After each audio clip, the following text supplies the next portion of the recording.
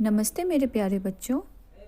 आज आपकी संतोषी मैम आपसे कुछ पूछना चाहती हैं।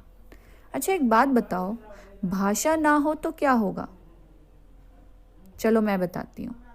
ना मैं आपसे बात कर पाऊंगी, ना आप मुझसे बात कर पाएंगे, और ये सारा संसार कोई किसी से बात नहीं कर पाएगा।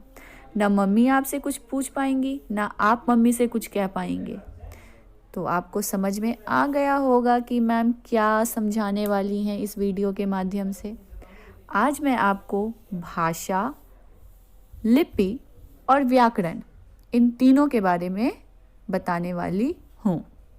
बच्चों, भाषा, सबसे पहले हम भाषा की परिभाषा देखते हैं।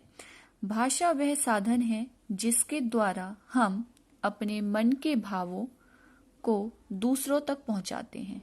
अर्थात अगर आपको मुझसे बात करनी है, आपको मैम से बात करनी है, तो आप कैसे बात करोगे? फोन पे, बोलकर या लिखकर?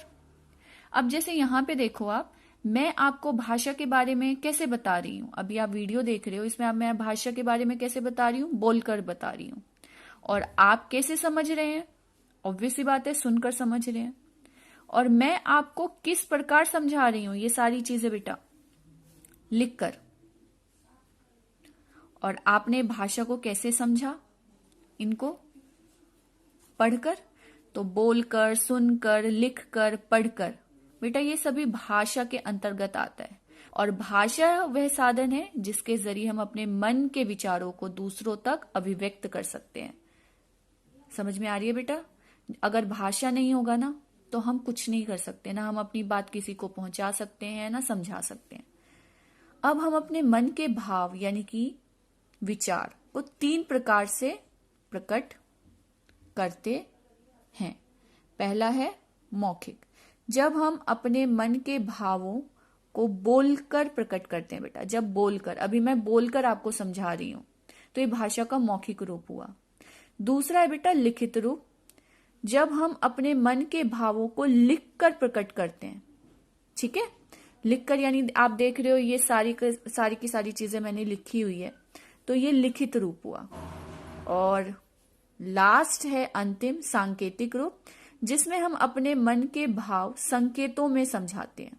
ठीक है, संकेत यानी ना मौखिक ना लिखित, संकेत के जरिए, एक्शंस करके। ठीक है बेटा, वो हमारा सांकेतिक रूप होता है। जो अब हम बात करते हैं लिपि। लिपि क्या है? भाषा का आधार वर्ण क, ख, अ, प। अब आप जैसे देखो, मैं यहां पे लिख रही हूं अ, म, ठीक है, ल।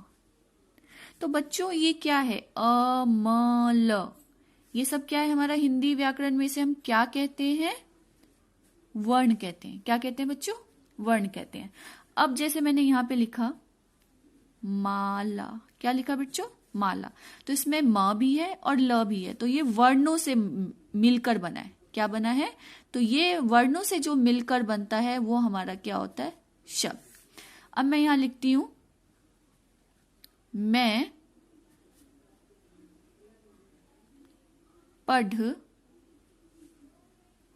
रही हूं।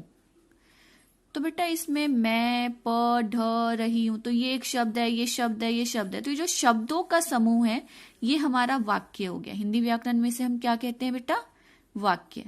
तो इनको समझने के बाद अब आते हैं हम लिपि।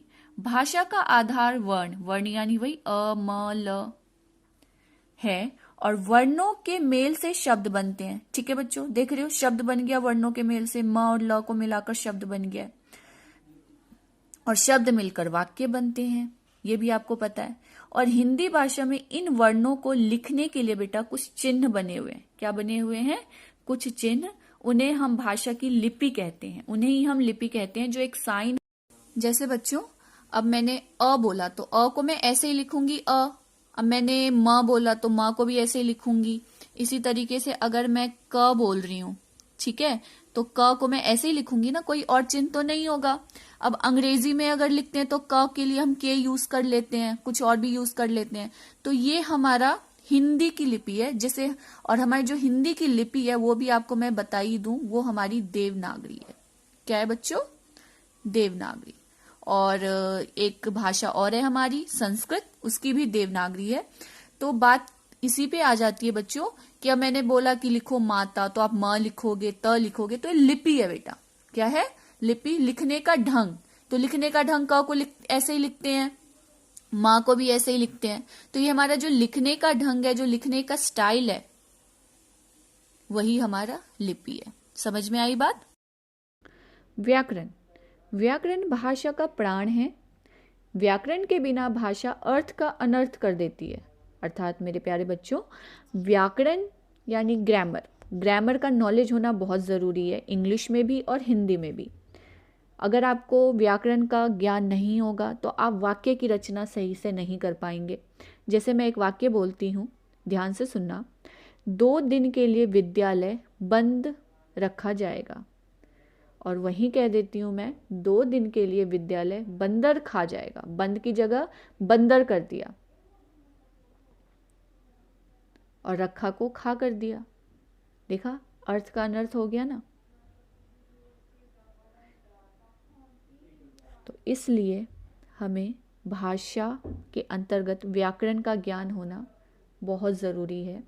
जैसे मैं बोलती हूँ नीता पढ़ती है, हम ये तो नहीं कह सकते ना नीता पढ़ता है। नीता पढ़ती है, पढ़ता है नहीं हो सकता। तो ये तभी आप कर पाएंगे जब आपके पास व्याकरण का ज्ञान होगा।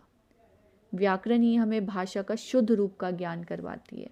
ठीक है बच्चों, समझ में आ गया? ठीक, धन्यवाद।